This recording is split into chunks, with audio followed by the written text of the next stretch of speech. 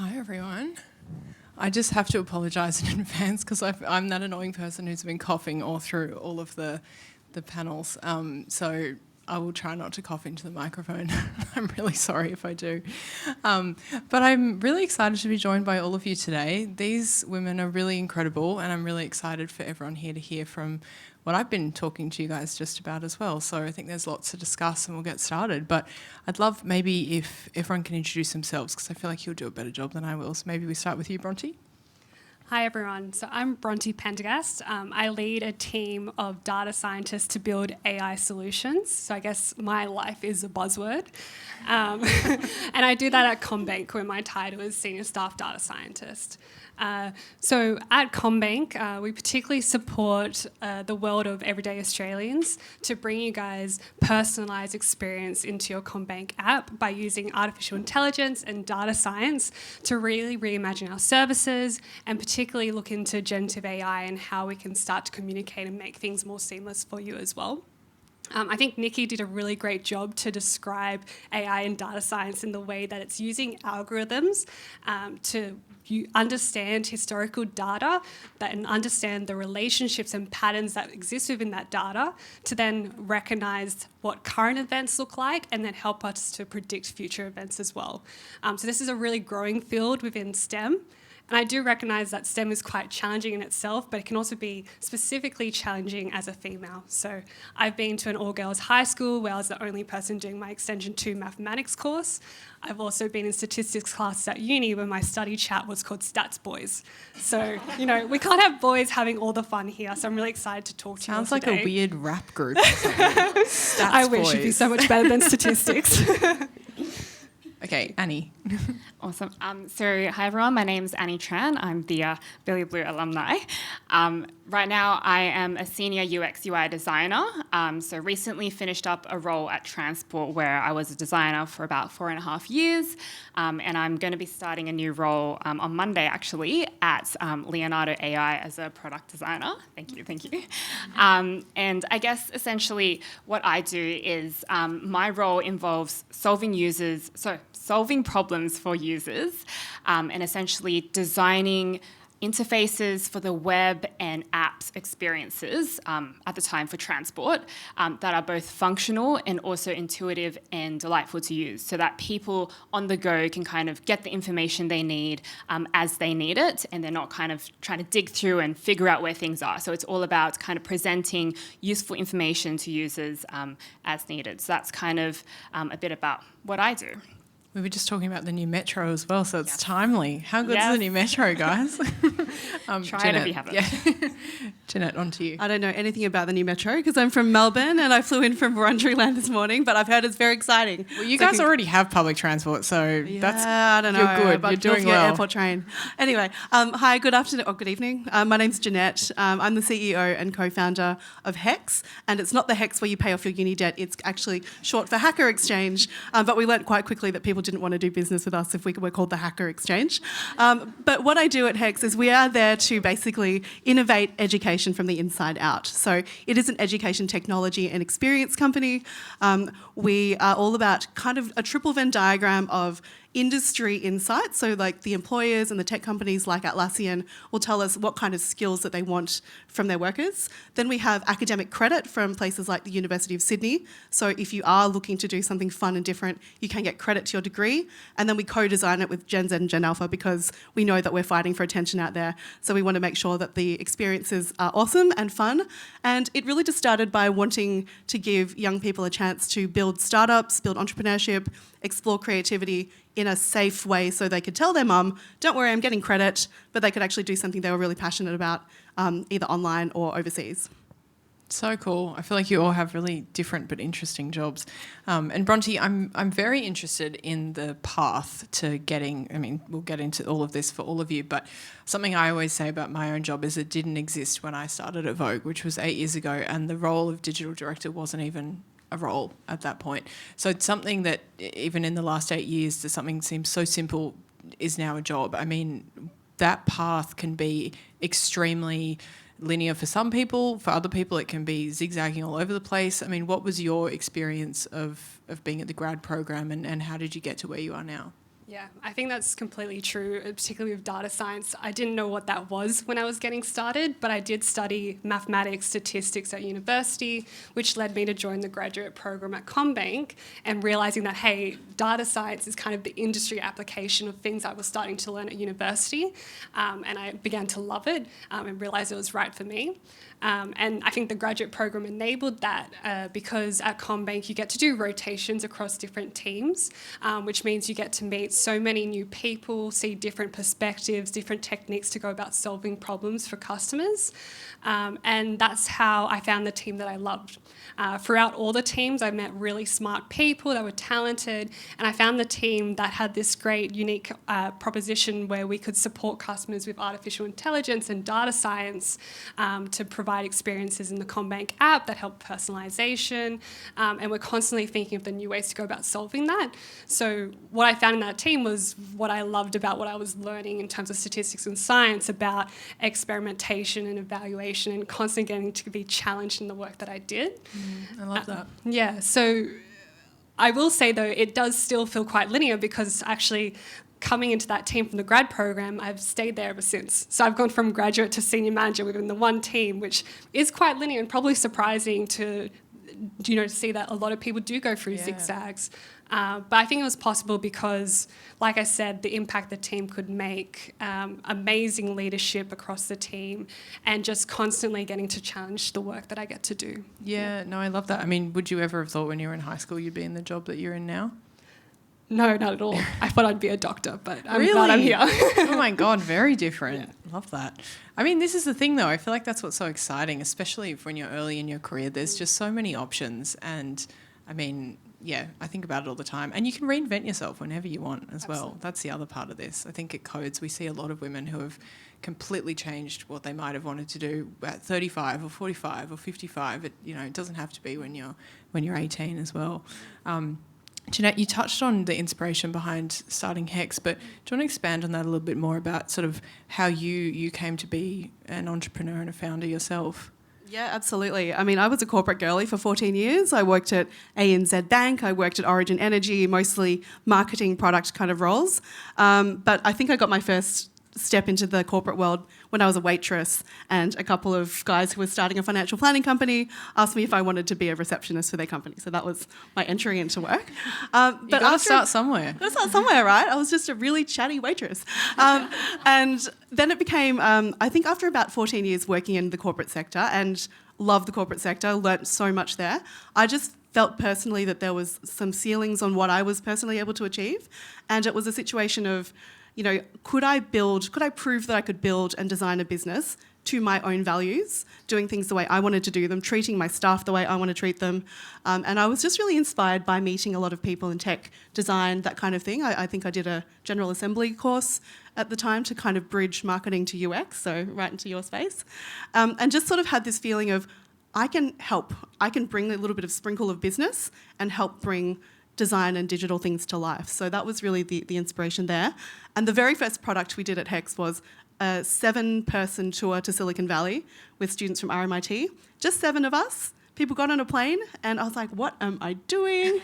I took 3 months startup parental leave from the bank and didn't really look back after that, but that was a pretty big transition there. So good. No, I love it. I love hearing everyone's career stories because there's always something so different. And Annie, you were here. I mean, not literally, you were online, but it was COVID. But how did you get from Billy Blue to where you are now? And it doesn't seem like, when I think of Billy Blue, I think the sewing machines in there. That's what I think about. So how did you get, from 1 degree into where you are now? Yeah.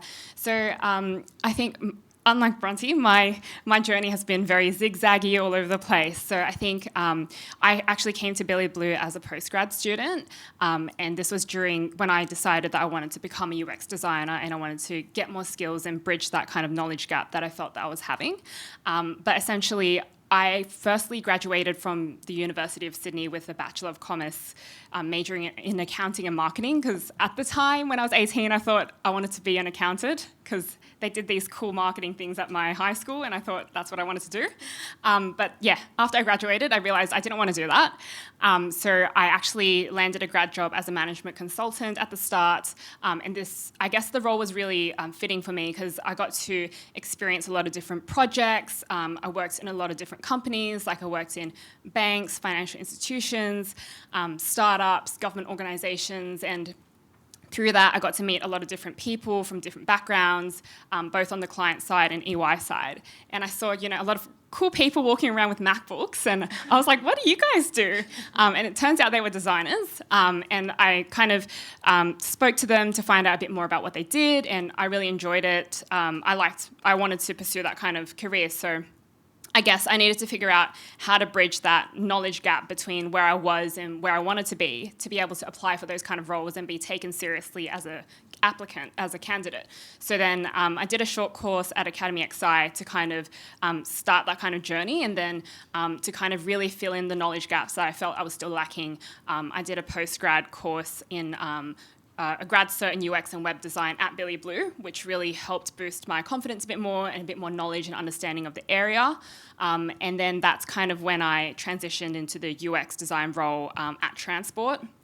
So I started off as a junior UX designer and eventually kind of slowly worked my way up to a more senior position. But yeah, I was kind of working and studying at the same time, and it was really awesome because I could see the direct application of what I was learning at uni being applied to my work, and that kind of really helped, made me feel a bit more confident in my work and bridge that knowledge gap. Yeah, amazing. Yeah, I feel like on the topic of jobs that, we sometimes don't even know exist, which is kind of the purpose of this panel, is to think about, what are the future jobs? What are the things that we're all going to be doing? What are some of, people in this room? What are you guys going to be doing in 10 years? Jeanette, I'd love your read on this because you've got a bit of experience in this field. I mean, looking ahead at sort of 5, 10, 15 years, as well at in terms of the industry, but also in terms of jobs that are really cool that people might not know exist. I mean, what have you seen? What can you share with everyone? I think the really good news is that whatever it is that you love, there is a technology application of that thing. So we've worked with over 10,000 students around the world, and we see that when they're actually tapped into something they care about, whether it's the climate, whether it's animals, it could be food, it could be fashion, there is a technology environment around that, and you could definitely lean into that. So I think, separating out jobs of the future from sort of STEM jobs, I think it's really interesting to think about just applying the thing that you love to that area. But what I will say is that I think what we've done is almost come a little bit full circle from having a focus on emotional intelligence about 20 years ago to a focus on coding languages about 10 years ago.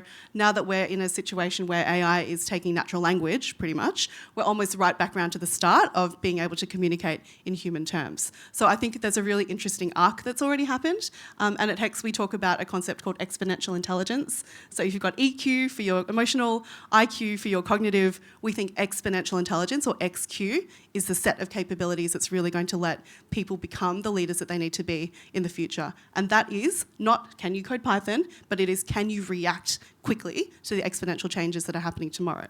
So it's much more about mindsets, skill sets, tool sets. Yeah, I love that. That's a good way of describing it. And it actually feeds into what I was going to ask you, Bronte, which is how have you, over the years you've been at CommBank, going from grad program to where you are now, what are some of the biggest changes that you've seen just in terms of technology, but in terms of, how the company reacts to that sort of technology? I mean, what's your experience with that? Yeah, absolutely. So I did the graduate program in 2019. I think we can all think about how much the world has changed since 2019. We've seen the COVID pandemic, we've seen the cost of living pressures, and then now we're seeing the rise of generative AI technology. All of those are environmental impacts that change what CommBank customer behaviours, customer expectations, and then what CommBank needs to deliver to support those customers. And then for me personally, that turns into very meaningful work that I get to drive for the Australian community. So some examples there with the COVID pandemic, that was really early on in my career, 1 year in, I rose my hand to do time series analysis to understand how spend or the change in spend was having an influence on our economy and our community. And that analysis and iterations of it went to inform the federal government's response. Then with the cost of living pressures, we wanted to look proactively at the customer-facing technology we could introduce to the CommBank app to support customers through it. So I was there to be able to deliver 2 features for the CommBank app, Bill Sense and Smart Savings, where we're helping to predict future bills that you might have so that you can avoid that shock of a bill coming through the door. And likewise, Smart Savings is about like identifying potential spare cash that we can help to put away for your longer term goals. Now, generative AI is this like rising opportunity across the bank and for data scientists, career data scientists, in that it can reimagine the types of applications we can build and the types of experiences we can deliver for customers. So I think in each of these examples, it's both environmental impacts, technology changing how we go about solving problems that's just changed so drastically in the last 5 years, and it's not going to stop changing over the next 5 to 10 either. So it's really made important to me like how important continuous learning is. I went back to do my master's in information and data science, which I just finished this year.